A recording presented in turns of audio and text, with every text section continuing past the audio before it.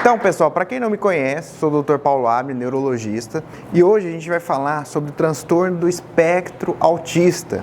E é muito importante que a gente saiba que hoje é um espectro. Então, aquela ideia antiga de que autismo era uma criança que não teria nenhum desenvolvimento adequado, ela já caiu por terra. A gente sabe que existe uma gama de variedades na sua parte de apresentação dentro do autismo. Então, o que a gente vai entender nessa palestra inicialmente? O que é o autismo? Muito se ouve falar, o filho da minha vizinha tem autismo, eu descobri que o meu primo tem autismo, mas o que é definitivamente o autismo? Essa é uma dúvida que parece simples, mas que sempre chega no consultório pra gente. Outra coisa, é genético? Existe uma chance maior desse autismo passar a cada geração? Como que funciona isso? Outra dúvida também que é como é feito o diagnóstico? O diagnóstico necessita de exames complementares, o diagnóstico é clínico. Como que acontece toda essa questão do diagnóstico? Quais exames a gente precisa fazer? Será que tem algum exame que a gente não pode deixar de fazer? Será que realmente a ressonância é o exame que vai diferenciar alguma coisa no autismo? Outra coisa também, quando a gente vai suspeitar? E quando a gente vai acompanhar neurologicamente esse paciente? E uma dúvida muito comum, principalmente dos pais que têm esse diagnóstico inicial é: será que o remédio vicia ou causa alguma dependência dessa criança? Porque, nossa, ela é tão nova para usar remédio controlado. Será que isso é uma verdade ou será que isso é um mito? O remédio é para a vida toda? E qual é o verdadeiro tratamento do autismo? Hoje a gente vai falar majoritariamente, principalmente sobre o transtorno do espectro autista. E a gente vai dar uma pincelada sobre o TDAH, que muitas vezes vem em associação. Então, a primeira coisa que a gente precisa entender, o que é o TEA, né? Que é o transtorno do espectro autista. Ele vai ter, basicamente, três vertentes, três pilares que precisam se sustentar. Quando a gente fala do autismo, a gente está dizendo que esse paciente ele vai ter um distúrbio do neurodesenvolvimento, ou seja, o neurodesenvolvimento dele, a maneira com que a parte cerebral dele está se desenvolvendo, tem alguma variação, tem alguma anormalidade e não necessariamente é estrutural, ou seja, muitas vezes a ressonância é normal, a maioria, diga-se de passagem. Então, o que vai acontecer? Vai ter um déficit persistente na comunicação social, seja ela verbal ou não verbal. E também na interação, a reciprocidade. A pessoa não consegue, às vezes, ter essa reciprocidade social. Comportamentos não verbais de comunicação. Vai ter também umas habilidades para desenvolver, manter e compreender relacionamentos. Muitas pessoas dizem que o paciente autista vê o mundo de uma maneira diferente, né? Os padrões restritivos e repetitivos de comportamento, interesses ou atividades. Então é o que a gente também pode chamar em alguns casos de estereotipias, né? Que a criança está lá se desenvolvendo, ela começa a andar de um lado para o outro, muitos pais têm esse jargão assim, de que a criança começou a andar na ponta dos pés, será que é autismo? Então alguns pacientes autistas realmente têm esse andado, mas nem todos têm autismo. Isso não é um critério diagnóstico. Então existem alguns mitos que a gente vai tirar aqui hoje. Então basicamente a gente vai ter uma alteração nessas três esferas, a interação social, comportamento e comunicação. Então veja que é a comunicação verbal e não verbal. Muitas crianças, devido à pandemia, tiveram atraso de fala. Muitas vezes por falta de estímulo, por conta do excesso de telas.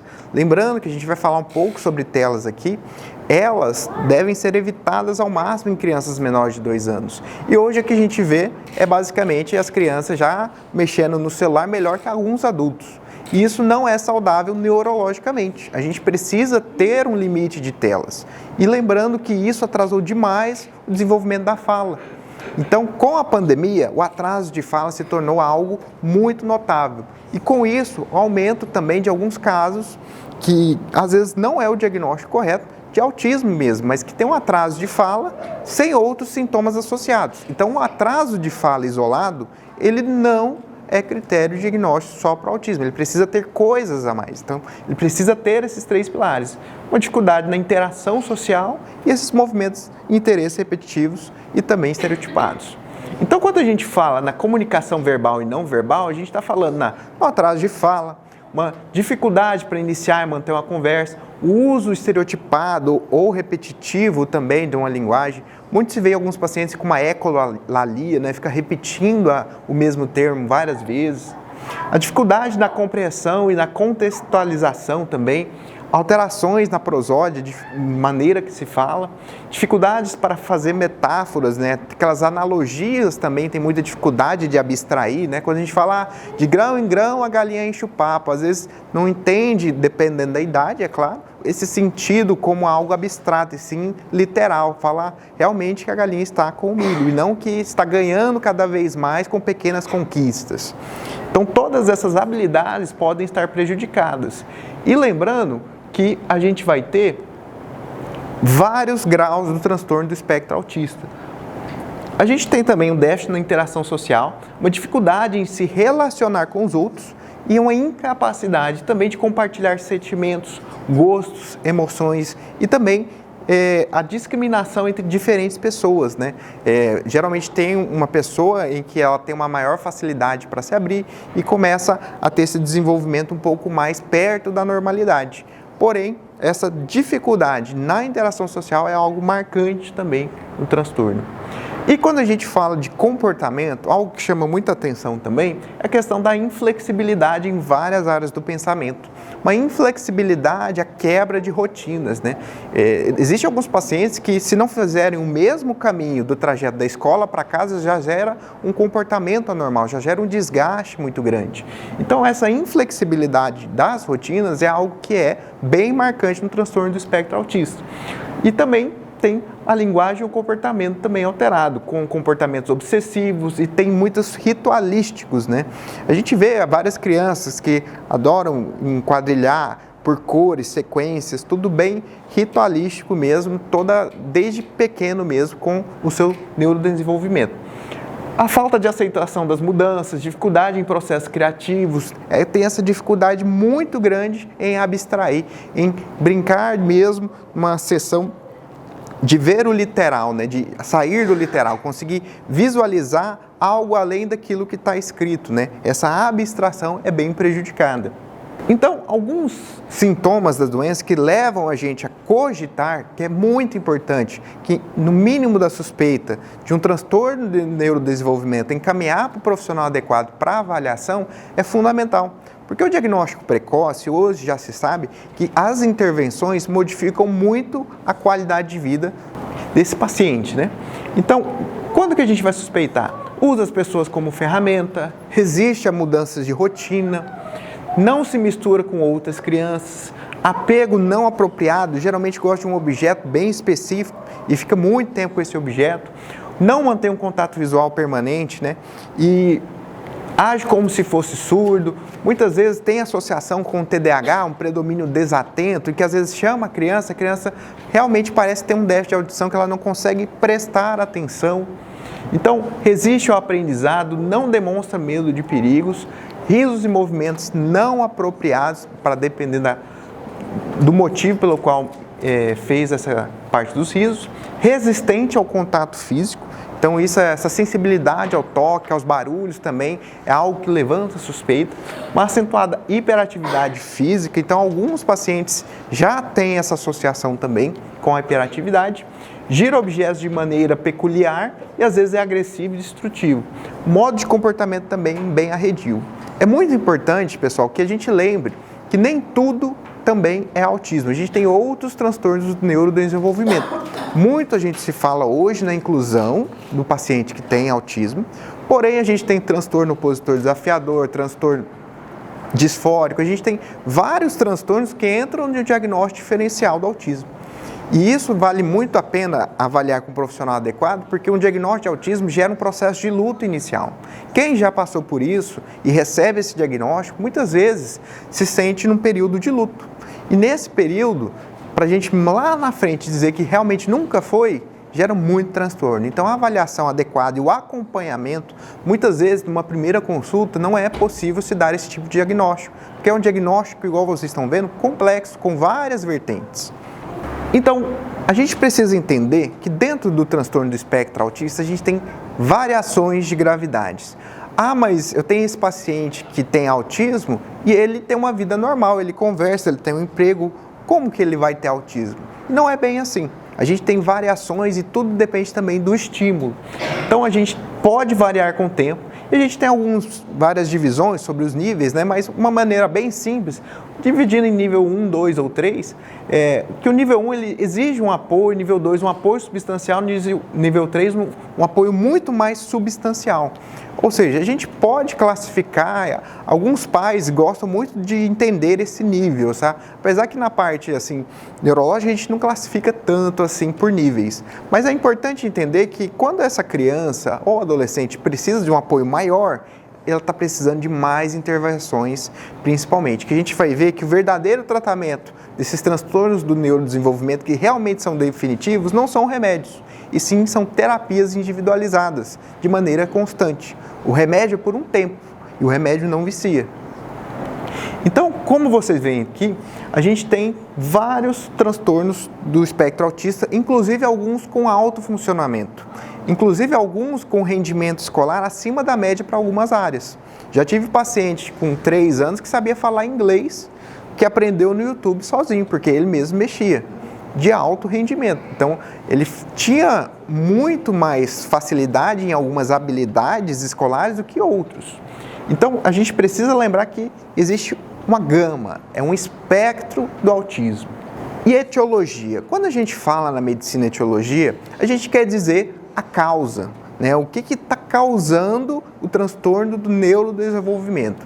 Existem vários motivos, e um deles também são os fatores ambientais, a idade dos pais avançadas, algumas mutações aleatórias, que a gente tem a parte genética do autismo, não necessariamente, eu tenho um filho autista, o segundo também vai ter autismo, não necessariamente aumenta o risco sim, mas porém não é necessariamente uma regra, não é uma translocação, né, que a gente diz, de pai para filho necessariamente, né, autossômica dominante ou recessiva.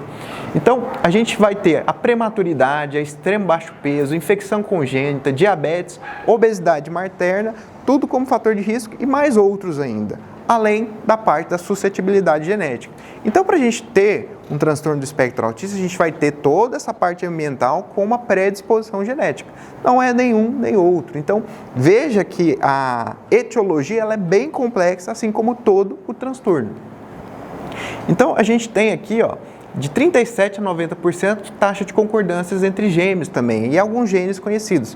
Igual a doutora citou, né, tem algumas famílias que têm gêmeos que os dois têm também o transtorno do espectro autista. E é muito comum, pessoal, ter o transtorno do espectro autista e mais alguma coisa associada. Às vezes, o paciente, 70% deles podem ter associação com outro transtorno mental. Seja ele uma ansiedade, um TDAH, um transtorno de desenvolvimento da coordenação, uma depressão, uma dislexia, descalculia, qualquer outro transtorno associado. Então, a minoria vem apenas com transtorno do espectro autista. E a gente tem que lembrar que as condições médicas, como a epilepsia, acontecem em 33%, distúrbios do sono, constipação, dificuldade realmente em outras áreas da vida. E afinal, como que a gente faz esse diagnóstico? O primeiro passo é uma anamnese bem detalhada. A anamnese nada mais é do que uma história que a gente coleta da família com a avaliação também clínica desse paciente. Então, a gente vai ter essa história familiar e perinatal e a gente vai ter uma avaliação também do exame físico. Se essa criança tem algum outros sintomas neurológicos, como, por exemplo, algum distúrbio mesmo, da questão das ataxias, né, que vem associadas, que é de equilíbrio, se a gente tem algum outro distúrbio neurológico mais grave. Então, perceba que a avaliação, principalmente com essa parte da anamnese para um profissional treinado, já é 70% do caminho andado. Nessa quesito, a gente pode lançar mão também da avaliação neuropsicológica, que vai nos ajudar muito. O relatório da escola, pessoal, é muito importante. Então, para quem é profissional de escola, ter um relatório bem detalhado, que às vezes entra em divergência o que os pais falam com o que a escola fala. E quando a gente coloca isso no papel, ajuda muito. Ajuda muito a gente poder entender o contexto dessa criança, se realmente está tendo esses comportamentos só na escola, se é só em casa, como que está acontecendo. Então, Os terapeutas também, todos envolvidos, psicopedagógico, psicólogo, fono, terapeuta ocupacional, que a gente vai citar aqui, todos eles corroboram para a avaliação diagnóstica. Então a gente precisa entender que o diagnóstico e o acompanhamento do autismo ele é multidisciplinar. Nada se faz sozinho, a gente precisa de uma equipe para poder ter um tratamento adequado. Lembrar também que muitas vezes pode ter algum distúrbio da audição, então a avaliação às vezes com o otorrino pode auxiliar e muitas vezes também com a fono para a gente poder ter realmente certeza que essa criança está tendo uma audição às vezes adequada. Eu já tive pacientes que tiveram diagnóstico de autismo por atraso de fala e que na verdade eles tinham uma surdez maior, mais acentuada e não conseguiam aprender e nem falar por conta dessa surdez. Então, existe vários casos que a gente precisa individualizar e nem sempre dizer que hoje em dia existe um super realmente diagnóstico de autismo para a gente realmente firmar esse diagnóstico quando tiver todos os critérios bem preenchidos, tá? A ressonância de crânio, muitas pessoas acham que elas podem realmente assim ser diferentes. Nossa, meu filho nunca fez uma ressonância, como é que falaram que ele tem autismo? A ressonância, ela não faz parte do diagnóstico. Normalmente a gente faz quando a gente quer avaliar a estrutura encefálica para outros diagnósticos diferenciais ou associados. Às vezes essa criança tem autismo e epilepsia, ela precisa de uma avaliação de uma ressonância, às vezes ela precisa fazer essa ressonância porque ela tem alguma outra alteração do crânio, então tudo isso depende da indicação. Então nem todos os autistas precisam ter uma ressonância para afirmar o diagnóstico ou acompanhamento, tá? E as ressonâncias funcionais, elas são ressonâncias um pouco diferentes, que elas mostram a ativação cerebral. E a gente nota que essas ressonâncias têm uma atividade nas regiões frontotemporais, mas não amigdalianas. Então, quando que a gente pode ter a questão do diagnóstico, suspeita, cada vez vem sendo mais precoce, né? Antes se falava em 3 anos para diagnóstico, hoje já tem 18 meses, outros já até no último congresso falam até 12 meses, então tudo isso mostra que a intervenção precoce é muito importante. Por isso que se busca hoje um diagnóstico mais precoce possível. Mas sempre, aquela criança com 12 meses já dá para ter uma suspeição. Ela já não começa a ter, na hora do aleitamento materno, ter um olhar totalmente vinculado com o da mãe. Ela começa a ter algumas alteraçõezinhas que já chamam a atenção. E essa suspeita diagnóstica é fundamental para o diagnóstico precoce, que tem a ideia de fazer uma intervenção precoce. Que é a intervenção precoce que é o que vai mudar o desfecho desse paciente com autismo. Então a avaliação da linguagem é muito importante, a neuropsicológica e esses exames também. Lembrando, o eletroencefalograma pode ser usado em suspeita também da questão de epilepsia e a gente pode também avaliações genéticas dependendo de cada caso e o rastreio visual. Então, tudo isso que eu falei para vocês é para chegar num único ponto, que cada caso do transtorno do espectro autista tem uma condução às vezes diferente e não quer dizer que está errado. Cada paciente vai ter uma individualidade, um grau, uma necessidade de algumas terapias que outros não vai ter, alguns exames que outros não vão precisar. Então, por isso não existe uma forma de bolo para a gente fazer um tratamento adequado de um paciente. A gente precisa individualizar de acordo com as necessidades dele. E a gente usa muitas avaliações, né? O mais conhecido, o MChat, e é uma escala que quem quiser colocar na internet vai ver algumas perguntinhas, né? E basicamente é todos os sintomas que eu conversei com vocês aqui, colocados numa tabela para a gente fazer um score, algo mais objetivo realmente, né? Se a criança gosta de brincar no colo fazendo cavalinho, se ela se interessa pelas outras crianças, gosta de subir em objetos, gosta de jogar escondido. Então, todas essas avaliações que a gente pode, inclusive, os pais aplicarem também em casa, mesmo eles pensarem, será que meu filho tem essa suspeita, aplicarem, é de fácil aplicação, e aí, sim, se tiver um score alto, encaminhar para um profissional adequado para a avaliação. Então, é muito importante que a gente lembre também dessa escala que vai ajudar a gente a pensar no diagnóstico. Mas, afinal, a gente falou muito sobre como diagnosticar, como que é feito todos os exames, se tem uma parte genética ou não, mas e o tratamento? Esse paciente ele vai fazer tratamento o resto da vida, ele vai usar medicamento? Antes da gente entrar na parte não farmacológica, que é sem remédio, que realmente é o que vai mudar o desfecho, a gente vai falar um pouquinho aqui sobre as medicações. No autismo, hoje, usa-se muito a risperidona, aripiprazol. Em alguns casos, a gente pode usar várias outras medicações. Mas o que eu quero dizer para vocês é que esses remédios, a maioria deles, são tarja vermelha, não são tarja preta, e eles não vão causar uma dependência. Eles têm a programação de ser usada por um período e depois suspenso, desde que todas as terapias e intervenções necessárias estejam feitas de maneira adequada, para que o paciente consiga ter realmente uma melhora e uma evolução do quadro. Então, o objetivo no tratamento do transtorno do espectro autista não é que ele use remédio a vida toda. Alguns pacientes vão precisar de acordo com a gravidade, mas sim que ele consiga melhorar com as intervenções não farmacológicas, que aqui entra as orientações e terapia para os pais. É importantíssimo quem tem familiares autistas que também façam terapia, principalmente no início do diagnóstico, para poder entender essa complexidade que é esse mundo, porque realmente muitos pais saem perdidos do consultório sem nem saber o que fazer ou falar, ou nunca ouviu falar e chega com esse diagnóstico. Então é importantíssimo que a gente tenha essa integração dos pais no tratamento da criança, que se eles conseguem se inserir um pouco mais, o desfecho sempre vai ser melhor. Sempre para estimulação precoce. Então, cada vez mais a gente vem falando sobre isso. Estimular, estimular e estimular, para que essas crianças tenham um desenvolvimento neurológico adequado. A gente vai falar um pouquinho sobre o método ABA aqui, que é o método com maior validação científica hoje. Existem outros também, mas hoje eu vou falar um pouquinho mais resumido, que é importante a gente entender que a gente precisa aplicar também o que a ciência fornece para nós.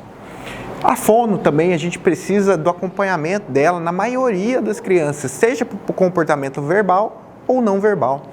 A psicologia vai trabalhar a interação social, os padrões repetitivos, as limitações, diminuir os riscos de transtornos associados. Vocês viram que 70% tem algum outro transtorno associado. Terapia ocupacional e psicomotrista também vai ajudar muito na coordenação motora, que pode ter uma parte prejudicial. E eu vou falar lá para frente também o acompanhamento neuropsicopedagógico individualizado. Essa criança ela vai ter um aprendizado diferente.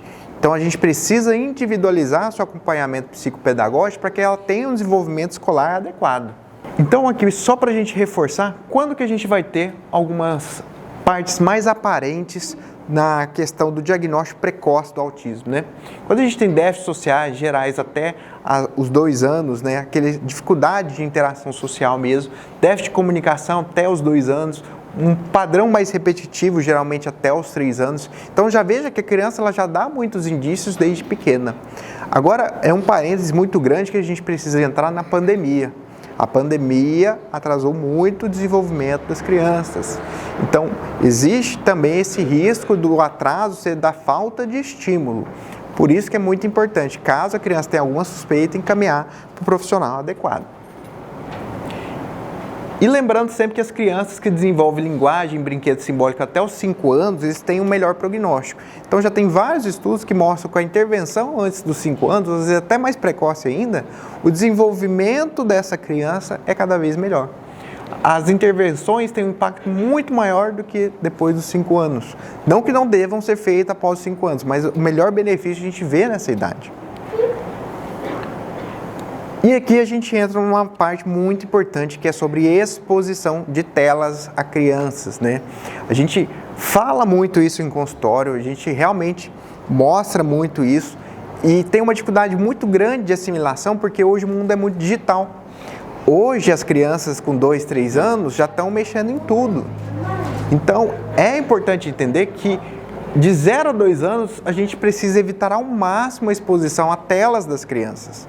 Isso não ajuda em nada o neurodesenvolvimento, inclusive atrapalha.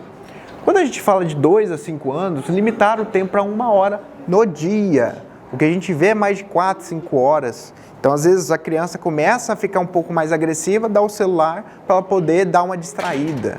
Então, isso é muito comum e isso prejudica muito o neurodesenvolvimento.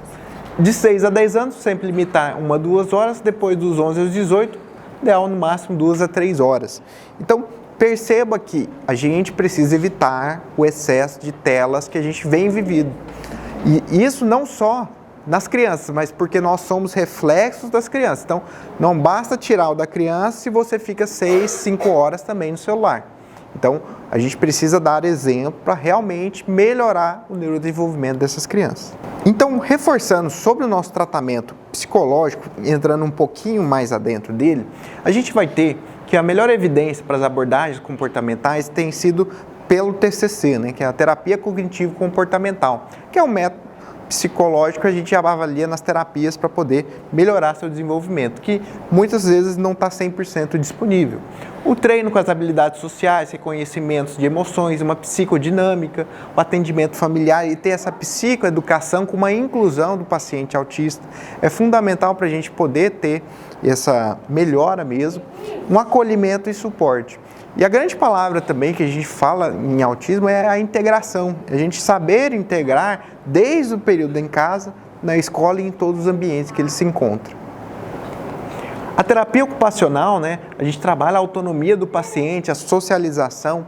É muito importante, né, a ciência recomenda muito o método ABA, né, quem trabalha muito com autismo gosta muito também do método ABA, que ele trabalha as atividades de vida, ele tem um método baseado no comportamento, né?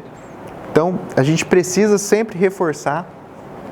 A terapia fonoaudiológica, às vezes a gente precisa não só ampliar as limitações, não ampliar as limitações que a criança já tem, mas sim buscar uma melhor comunicação verbal e não verbal.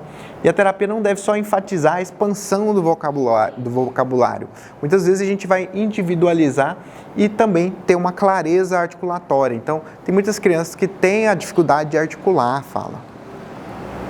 E a terapia psicopedagógica, ela vai implantar ações educativas que vão visar integrar esse paciente entre as escolas e os profissionais, que é algo muito importante hoje, que tem uma dificuldade enorme, que a gente precisa trabalhar todos em equipe. Uma análise do programa das disciplinas, temas que valorizem também a diferença e que articulem diretamente com essa dinâmica prevista também no conteúdo. Busca de tempo adequado das modalidades de trabalho, muitas vezes precisa de um tempo maior para a execução de um trabalho, isso tudo contribui bastante. E a técnica ABA, né, que a gente fala aqui, Applied Behavior Analysis, que é a análise do comportamento aplicada, é uma terapeuta para cada criança, 20 a 40 horas semanais, o que a gente vê na prática é 2 a 3 horas. Não existe essa realidade, né? Não. Então, 2 a 3 horas no máximo, porque ele está fazendo muito. Então, dá uma diferença muito grande. O paciente que tem a disponibilidade de aplicar esse método com mais constância, a gente vê a diferença, o tanto que ela é gritante. Visa a conquista das habilidades sociais, da linguagem, a criança ela é recompensada quando aprende palavras, permanece sentada. Basicamente, a gente faz um treinamento comportamental ali na criança. Outras abordagens que a gente individualiza, não tem tanta validação científica, aqui no município a gente tem à disposição a ecoterapia também, mas a hidroterapia, a terapia de fala, a musicoterapia também e também a terapia física. Então hoje a gente só não pode inventar moda igual ozonioterapia para autismo, isso não existe. Ozonioterapia para autismo não existe. Então assim, são terapias adjuvantes que podem ter um benefício. Então, a gente precisa também, não pode sair demais, tá? Então, o método ABA sempre, algumas terapias em alguns casos, mas nada de fazer coisas que fogem da ciência, que podem inclusive ser prejudicial. Então, o que é o TDAH? É um transtorno de déficit de atenção e hiperatividade. Atenção e hiperatividade. E tem uma palavra que marca bastante, que as crianças são impulsivas, a impulsividade. E é muito importante lembrar também que o excesso de telas deixa a criança desatenta, hiperativa e impulsiva. Então, a gente tem que lembrar desses critérios diagnósticos aqui que duram mais de 6 meses. E o TDAH ele tem principalmente uma forma predominante, às vezes mista, mais de hiperatividade ou de desatenção. Então, mais comum nas meninas, quando a gente fala do predomínio mais de desatenção, que é o que eu quero mais chamar a atenção aqui para vocês hoje, porque quando a criança é hiperativa, todo mundo vê, mas quando ela é desatenta, muitas vezes é chamada de sonsa, de lerda, às vezes ela tem uma doença neurológica, ela precisa de avaliação. E é muito comum que as meninas sejam as mais acometidas. E vai ter sempre esse jargão de é sonhadora, é ansiosa, é depressiva. Então a gente precisa sempre ter a questão de alguns critérios. Eu vou falar bem por cima, mas basicamente são esses dois pilares: hiperatividade e desatenção. Então, corre sem rumo, salta, escala objetos em situações em que ela não era para estar fazendo isso e não tem quem deixa ela quieta na cadeira. Você vê que ela não se aguenta na cadeira, tem dificuldade para se engajar com brincadeiras porque ela tem muita energia, ela quer ir muito atrás, é muito impulsiva, ela quer passar na frente e muitas vezes também ela fala excessivamente, para estar ligada no motor, balbucia, começa a falar muito rápido. Isso tudo leva à suspeita do diagnóstico. E a impulsividade também, ela começa a interromper, se intrometer em jogos alheios. E muitas vezes você vê o paciente que tem um transtorno do espectro autista com o TDAH, que piora muito essa questão da irritabilidade, da impulsividade. E a gente tem o predominantemente também hiperativo, que é aquela criança que antigamente tinha um maior desajuste social, né? Porque não conseguia ter uma brincadeira e que ela não saísse mais agitada, mais agressiva, muito indisciplinada. E lembrar também da associação com o transtorno opositor desafiador, que é muito comum. Então, na escola, a gente precisa lembrar que essas crianças, elas se mantêm uma dificuldade de ouvir explicações, de ficar muito tempo parada, não tem equilíbrio e coordenação própria da idade para participar dessas atividades educativas, ela não se adapta ao mundo frequentemente da escola e àquela estrutura mais tradicional. Por isso que o acompanhamento psicopedagógico individualizado nessa criança é muito importante. E, sem falar na família, a gente vê que a criança também tem uma restrição a atividades em família, demonstra um constante senta e levanta, entra e sai, começa a manipular. E muitas pessoas acham que, por exemplo, peia, né? Peia resolve essa agitação da criança. Eu ouço muito falar. E não é falta de peia, pessoal. Realmente é um transtorno neurológico. Pode bater o tanto que quiser, que não resolve, só piora, só gera trauma. Então, quando a gente tem essa hiperatividade, a gente precisa buscar mais conhecimento para poder aplicar e ter uma melhora satisfatória. Porque é muito comum quem tem pais e quem tem filhos hiperativos, que antes de saberem realmente do diagnóstico de como lidar, tratassem de uma maneira que achavam que era birra, que era algo que ele estava forçando, que era para chamar atenção. E não é sempre assim. A gente precisa abrir os olhos e entender mais sobre os transtornos do neurodesenvolvimento. E basicamente, os tratamentos, a gente usa a medicação, a gente usa a psicoterapia cognitivo-comportamental, aqui é uma das que mais vai modificar. A pessoa vai aprender a lidar com a hiperatividade dela e também lidar com a desatenção. Então, a medicação que é mais usada, né, a Ritalina, o metilfenidato, nesse perfil de paciente que tem TDAH, ela não vai causar um transtorno, igual muitos pais têm medo, ela vai inclusive melhorar o desempenho dela acadêmico, escolar. Então, a gente precisa tirar um tabu por ela ser um medicamento, né, que é neuropsicotrópico, porque ela vai ajudar muito no desenvolvimento. Existem algumas crianças que tratam TDAH que são umas antes do tratamento medicamentoso e outras depois. Mas o objetivo não é ficar dependente de remédio. Para isso, a gente precisa das terapias, que é a psicoterapia, a intervenção familiar, intervenção pedagógica, tratamento fonoaudiológico, quando necessário.